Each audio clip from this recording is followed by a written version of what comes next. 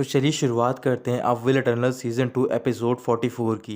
अब middle range की जो बैटल होती है वो खत्म हो गई होती है और जो रिवर डिफाइंग सेक्ट होता है वो धीरे धीरे करके सेटल कर रहा होता है। लिंगशी सेक्ट के पेट्रियार्क पवेलियन में शाओ बोचन सॉन्ग फैमिली के एल्डर और एंसेस्टर के साथ में होते हैं। पेट्रियार्क ने एक एक करके चारों एंसेस्टर को उनके काम बांट दिए होते हैं।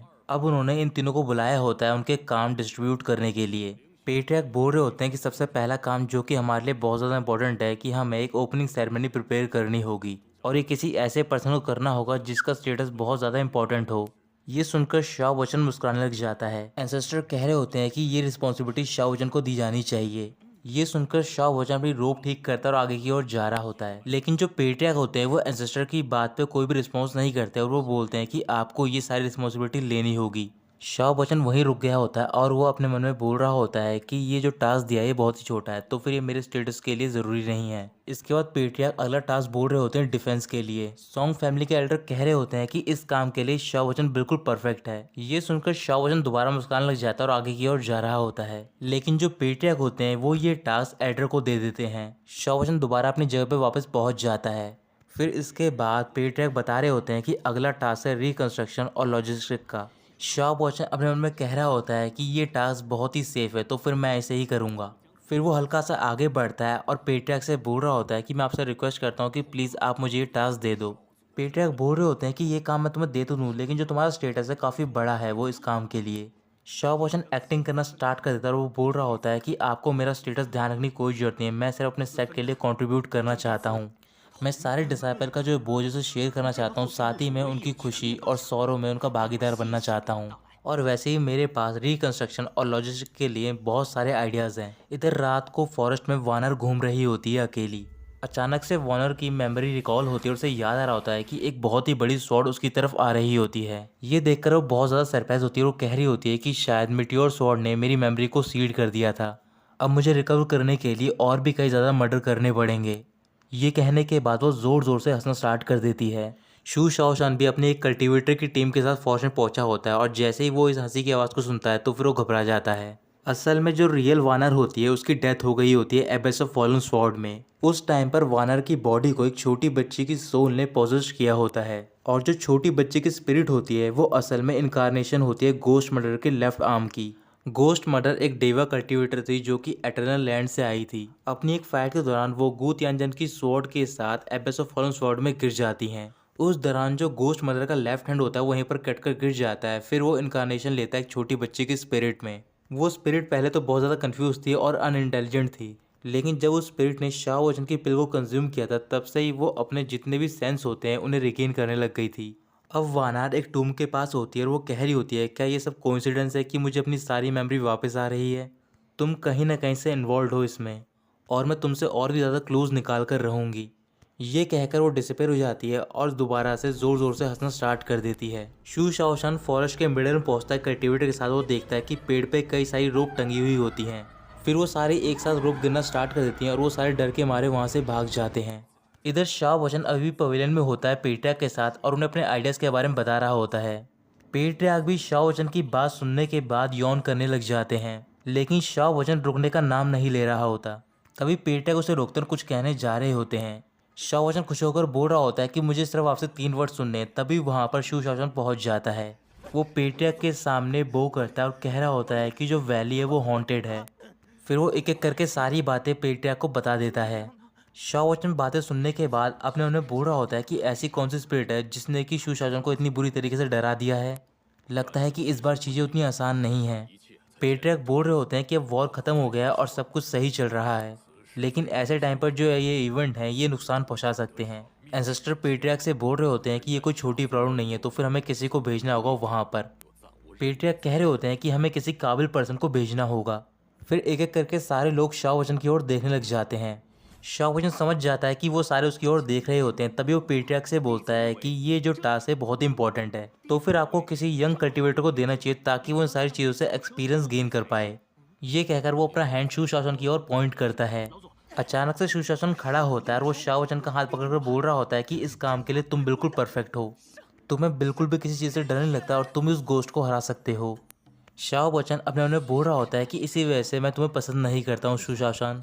एंसेस्टर कह रहे होते हैं मुझे लगता है कि ये बिल्कुल ठीक है। पेट्रियार्क भी उसकी बात मान जाते हैं और वो शाओ वजन को आज ही रात को वहाँ पर जाने के लिए कहते हैं। शाओ वजन थोड़ा सा परेशान हो जाता है, फिर वो कुछ सेकंड के लिए सोचता है और पेट्रियार्क से कह रहा होता है कि मैं जाने के तैयार हूँ, लेकिन मेरी एक विश है। पेट्रियार्क पूछ रहे होते हैं कि तुम्हारी क्या विश है। शाओ वचन शू शासन की ओर देखता है और कह रहा होता है कि मुझे रास्ता नहीं मालूम है वहाँ का, तो फिर शू शासन मेरे साथ चलेगा और वो ही लीड करेगा। शू शासन के पास कोई ऑप्शन नहीं होता और उसे शाओ वचन की बात माननी पड़ जाती है। कुछ देर बाद वो दोनों वैली में पहुंच जाते हैं। वैली में पहुंचने के बाद शाओ वचन एक टूम के पास जाता है और वहाँ पर इंसेंस जलाकर उनके लिए प्रे कर रहा होता है। प्रे करने के बाद शाओ वचन और शू शासन दोनों बात कर रहे होते हैं, तभी अचानक से शू शासन एक चीज़ पे पैर रख देता है। फिर वो अपना पैर हटाता है और देखता है कि वहाँ पर एक स्कल होता है। उस स्कल को देखकर वो दोनों घबरा जाते हैं। शू शाओशन बुरी तरीके से शाओ वचन को पकड़ लेता है और वो चिल्ला रहा होता है। पहले शाओ वचन कुछ शांत होता है और वो शू शाओशन को शांत करा के कह रहा होता है कि वो सिर्फ एक स्कल था, तुम उससे डर रहे हो। इसके बाद वो कह रहा होता है कि इतने साल हो गए हैं सारे डिसाइपल को मरे हुए, लेकिन अभी भी जो उनके स्केलेटन है वो यहाँ पर क्या कर रहे हैं, ये पता लगाने के लिए हमें और भी आगे जाना होगा और तुम ही आगे का रास्ता जानते हो, इसी वजह से तुम्हें लीड करना होगा। शू शाओशान आगे की ओर बढ़ रहा होता है और शाओ वजन उसके पीछे पीछे जा रहा होता है। वहाँ पर बहुत ज़्यादा धुंध होती है, इसी वजह से शाओ वजन शू शाओशान को नहीं देख पाता और वो काफ़ी आगे निकल जाता है। शाओ वजन अपने चारों ओर देखता है कि वहाँ पर कई सारी टूम ओपन हो रखी होती है और उनके अंदर सिर्फ एक रोप पड़ी होती है और जो भी टूम में बॉडी होती है उन सबकी बॉडी के फ्लैश को किसी ने सक कर लिया होता है। शू शाओशान भी आगे की ओर बढ़ रहा होता है और वो शाओ वजन को ढूंढ रहा होता है। अचानक से उसे एक टूम का टैबलेट दिखाई देता है। फिर वो एक बार पीछे मुड़ के आगे की ओर देखता है और उसे वो टूम का टैबलेट नहीं दिखाई देता। इस वजह से वो पीछे जा रहा होता है। अचानक से वो टूम का टैबलेट उसके सामने आता है। अब उसकी हाइट बहुत ज़्यादा बड़ी होती है। उसके चारों ओर टूम घूम रहा होता है और वो वहीं पर बेहोश हो जाता है। जिस जगह पर शाओ वचन होता है वहाँ पर धुंध बढ़ जाती है और अचानक से वहाँ पर स्वॉर्ड अटैक करने लग जाती है उस पर। शाओ वचन स्वॉर्ड को रोक लेता है, लेकिन उसे किसी के हंसने की आवाज़ सुनाई दे रही होती है। वो हंसी वानर की होती है, यह कहो तो लिटिल स्पिरिट, जो कि इनकारनेशन होती है गोश्त मदर की। वानर कह रही होती है कि मैंने तुम्हारे लिए सेटअप किया था और तुमने इसे पास कर लिया है। मैं बस ये देखना चाहती हूँ कि ऐसी कौन सी चीज़ है जो कि तुम्हें स्पेशल बनाती है। शाओ वचन स्वॉर्ड को डिस्ट्रॉय करने के बाद वो अपनी आई से चेक कर रहा होता है कि स्वॉर्ड कहाँ से आ रही है, लेकिन वो उसका पता नहीं लगा पाता है। उसी टाइम शाओ वचन को एक ऑरा फील होता है। फिर वो अपनी पिल्स उस ओर फेंक देता है। पिल के ब्लास्ट होने के बाद वहाँ पर लिटिल स्पिरिट आती है। शाओ वचन से बोल रही होती है कि काफ़ी टाइम हो गया हमें मिले हुए और तुम्हारी एलेक्सर पहले से काफ़ी इम्प्रूव हो गई है। शाओ वचन स्पिरिट को देखकर काफ़ी सरप्राइज होता है और वो बोल रहा होता है क्या तुम एबेस ऑफ फॉलन स्वॉर्ड से यहाँ पर आ सकती हो, क्या तुम्हें वो एलेक्सर चाहिए, मैं तुम्हें दे सकता हूँ। शाओ वचन थोड़ा सा पीछे होता है और वो एंशिएंट जेड निकालने जा रहा होता है ताकि वो स्पिरिट को रोक सके, लेकिन तभी जो शाओ वचन की बॉडी का लोअर पार्ट होता है वो फ्रीज हो जाता है।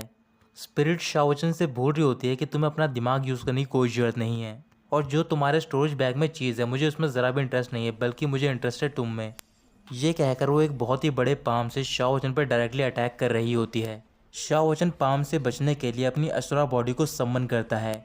बॉडी के समन होने के बाद वानर कह रही होती है कि यही वो ब्रेथ है। असुरा की बॉडी उस पाम को डिस्ट्रॉय कर देती है और वो डिसअपेयर हो जाती है। इसके बाद स्पिरिट शाओ वचन के करीब जाती है और कह रही होती है कि अभी तो मैं जा रही हूँ, लेकिन तुम्हें अपना ख्याल रखना होगा और जो भी आज हुआ है अगर तुमने किसी को इस बारे में बताया तो फिर तुम जिंदा नहीं बचोगे। ये कहकर वो वहाँ से चली जाती है। स्पिरिट के जाने के बाद शाओ वचन बोल रहा होता है कि उस स्पिरिट का जो रियल नाम था वो बहुत ज़्यादा टेरिफाइंग था। फिर वो शू शाओशन के पास जाता है। शू शाओशन होश में नहीं होता, इस वजह से उसे चांटा मार के होश में लाता है। अगले कुछ रात तक शाओ वचन कल्टीवेटर की टीम के साथ रोज़ डेली फॉरेस्ट में आता है पेट्रोलिंग के लिए, लेकिन शाओ वचन को कोई भी वियर्ड चीज़ फील नहीं होती है। पेट्रोलिंग के बाद शाओ वचन पेट्रिया के पास जाता है और वो पेट्रिया को बता रहा होता है कि जो भी फर्स्ट का मैटर था वो सॉल्व हो गया है। जितने भी स्केलेटन बाहर थे उन्हें टूम में दबाकर दफना दिया गया है। पेट्रिया पूछ होते हैं क्या तुम्हें पता चला कि इस चीज़ का कारण क्या था। शाओ वचन बताने जा रहा होता है, लेकिन उसी टाइम पर उसे स्पिरिट की बात याद आ जाती है। इस वजह से वो पेट्रिया से बोल रहा होता है कि कोई भी गोश्त नहीं था, बल्कि वहाँ पर एक बीज था जो कि अब डर के वहाँ से भाग गया है। पेट्रिया कह रहे होते हैं कि इस मैटर के बारे में बाहर नहीं पता चलना चाहिए, मुझे दुख है कि कोई भी नहीं जान पाएगा कि तुम क्या सेक्ट के लिए कर रहे हो। शाओ वचन बोल रहा होता है कि आप परेशान मत हो, मैं ये अपने लिए नहीं कर रहा बल्कि मैं अपने सेक्ट के लिए कर रहा हूँ। मैं सिर्फ सेक्ट में शांति रखना चाहता हूँ और यही शायद मेरी यंग एंसेस्टर की फेट है। मैं हमेशा ही अपनी लाइफ में एक लोनली हीरो बनकर रहूँगा। पेट्रिक शाओ वचन से बोल रहे होते हैं कि तुम्हें रिलैक्स करना चाहिए क्योंकि आगे फ्यूचर में और भी कई सारी चीज़ें आएंगी जो कि बहुत ज़्यादा डेंजरस होंगी। शायद इनमें से कुछ हमारे सेट की रूट को भी टच करेंगी। इस वजह से मैं तुम्हें कुछ बताना चाहता हूँ जो कि बहुत ज़्यादा इंपॉर्टेंट है। तुम्हें देखना चाहिए कि तुम्हारे सामने और भी बहुत ही बड़ा एक वर्ल्ड है। अचानक से शाओजन के सामने एक बहुत ही बड़ी एंसेस्टर की स्पिरिट आ जाती है। एंसेस्टर बोल रहे होते हैं कि मैंने खास तौर पे अपने कुछ रेमिनेंट यहाँ पर छोड़े हैं। मैं तुम्हें वार्न करना चाहता हूँ कि तुम्हें एटर्नल अथॉरिटी को प्रिजर्व करके रखना होगा। Starry sky dark priority set भरोसे के लायक नहीं है। उन्होंने सिर्फ स्काई रिवर कोड का यूज़ किया है और तुम भी उनके साथ एक कॉन्फ्लिक्ट में इन्वॉल्व हो गए हो। लेकिन तुम्हारे पास एक ऐसी चीज़ है जो कि हमारे पास नहीं थी, डिटर्मिनेशन, अपनी किस्मत के अगेंस्ट में फ़ाइट करने के लिए। और आखिर मैं यही आशा करता हूँ तुम आगे आने वाली जितनी भी कठिनाइयाँ हैं उनसे उभर के निकल सको, ताकि आगे आने वाली जनरेशन के लिए एक नया वर्ल्ड क्रिएट हो सके। ये कहकर वो डिसअपेयर हो जाते हैं। पेट्रियार्क कह रहे होते हैं कि ये जो स्पिरिट थी वो स्काई रिवर कोड के एंसेस्टर की थी। शाओवचन बोल रहा होता है कि इतना कुछ सेक्रीफाइस करने के बाद भी शायद हम एक स्टेबल डे भी नहीं ले सकते हैं एक्सचेंज में। पेट्रियार्क शाओवचन से कह रहे होते हैं कि तुम्हें एक बात याद रखनी होगी, हमेशा जो डर होता है वो माइंड को डिस्टर्ब करता है, और साथ ही में डर एक ऐसी चीज़ भी है जो कि तुम्हें स्ट्रॉन्ग बनाता है रियल में। बहुत ही जल्द हमारी ओपनिंग सेरेमनी आने वाली है और एक नए चैलेंज की स्टार्टिंग होगी, तुम्हें उसके लिए तैयार रहना होगा।